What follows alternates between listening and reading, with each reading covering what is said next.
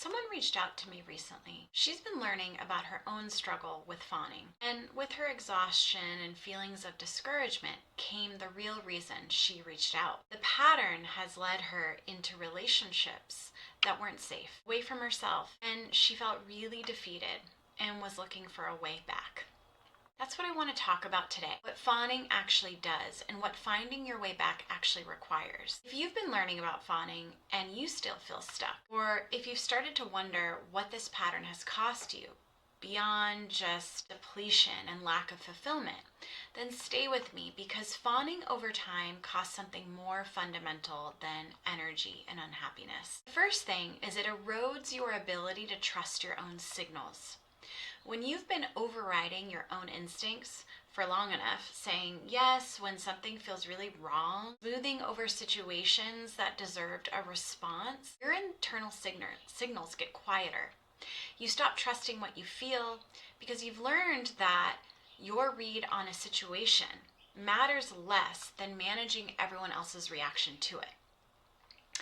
So over time, you can lose access to your own sense of what's okay and what isn't. That's where some of the self-doubt can creep in, and that has consequences that go well beyond exhaustion. The second is it disconnects you from yourself. Fawning requires constant attunement to other people, their moods, their communication patterns, their needs. So when you've been doing that, you could become genuine unfamiliar with yourself. What do I actually want? What do I actually think? What does my body feel like when something is wrong? These questions can feel surprisingly hard to answer because you've been so focused outward that inward is unfamiliar territory. It's like an atrophied muscle.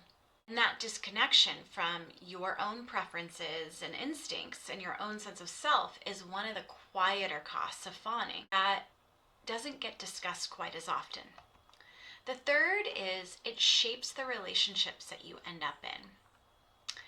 A nervous system that has learned to prioritize everyone else's comfort over its own signals can pull you toward relationships where the pattern gets reinforced, where someone else's needs consistently override your own, where you tolerate things that a more connected, more trusting version of yourself might have recognized sooner.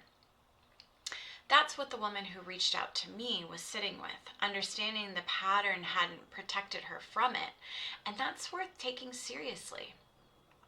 So what does changing it actually look like? In my experience, clinically and personally, it involves three things.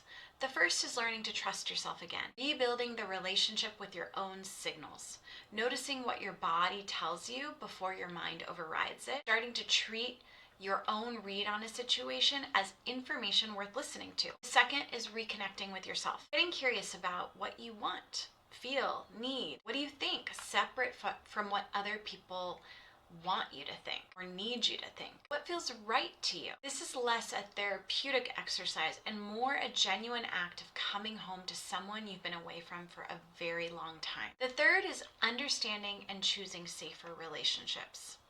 Learning what safety and consideration actually feels like in a relationship and building the capacity to move toward it rather than what's simply familiar.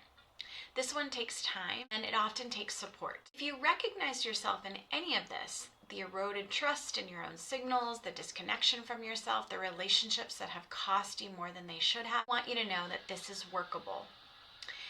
It takes time, it takes work, and it's doable.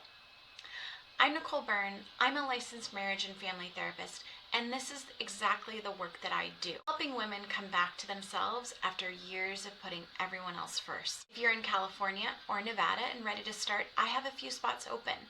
The consultation is free, it's 20 minutes, and the link is in the description below. Subscribing is also the best way to catch next week's video. I'll see you then.